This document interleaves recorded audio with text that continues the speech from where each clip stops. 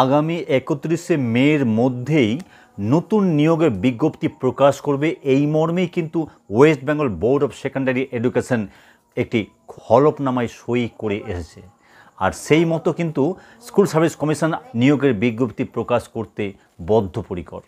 হ্যাঁ বন্ধুরা, school service commission কিন্তু ইতিমধ্যেই নতুন নিয়োগের খসড়া তৈরি করে ফেলেছে, আর শুধুমাত্র ভ্যাকেন্সি ও নবান্নের ছাড়পত্রের অপেক্ষায় রয়েছে। হ্যাঁ বন্ধুরা, এমনই কিন্তু আজকে একটি গুরুত্বপূর্ণ খবর উঠে এসেছে শিক্ষা দপ্তর তথা স্কুল সার্ভিস কমিশন থেকে। কী সেই খবর, যাবতীয় বিস্তারিত আজকে এই ভিডিও তুলে ধরবো। তাই ভিডিওটি খুবই ইম্পর্টেন্ট, বন্ধুদের মাঝে শেয়ার করার সঙ্গে সঙ্গে এই চ্যানেলটিকে সাবস্ক্রাইব করে দেওয়ার অনুরোধ করব। তাহলে দেরি না করে সরাসরি চলে আসি আজকের মূল প্রসঙ্গে। বন্ধুরা, আপনারা প্রত্যেকে জানেন যে ওবিসি মামলা কিন্তু এখনও বর্তমানে বিচারাধীন। সেই মামলার চূড়ান্ত শুনানি এখনও হয়নি। অন্যদিকে নতুন নিয়োগের বিজ্ঞপ্তিও ইতিপূর্বে দেওয়া হয়নি। তাই নতুন নিয়োগের বিজ্ঞপ্তিতে ওবিসিদের কী ভূমিকা থাকবে সেগুলো সমস্ত কিছুই কিন্তু শিক্ষা দপ্তর নজর রেখেছে। হ্যাঁ বন্ধুরা, শিক্ষা দপ্তর সূত্রে যা খবর পাওয়া গেছে যে আইনি জটিলতা এড়াতে বেশ কিছু পরিবর্তন করা হয়েছে নতুন নিয়োগের ক্ষেত্রে।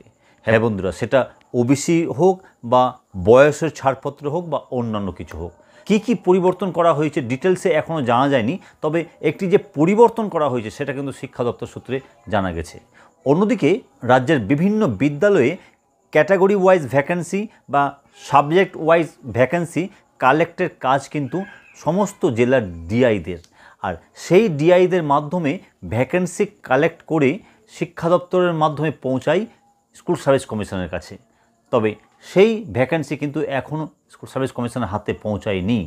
তবে নিয়োগের নিয়মের যে পরিবর্তন করে একটি খসড়া ইতিমধ্যেই তৈরি করে দিয়েছে স্কুল সার্ভিস কমিশন, সেটা কিন্তু বিভিন্ন সূত্র মারফত খবর উঠে আসছে। হ্যাঁ বন্ধুরা, বলতে গেলে নিয়োগের কাজ অনেকটাই শেষ হয়ে গেছে।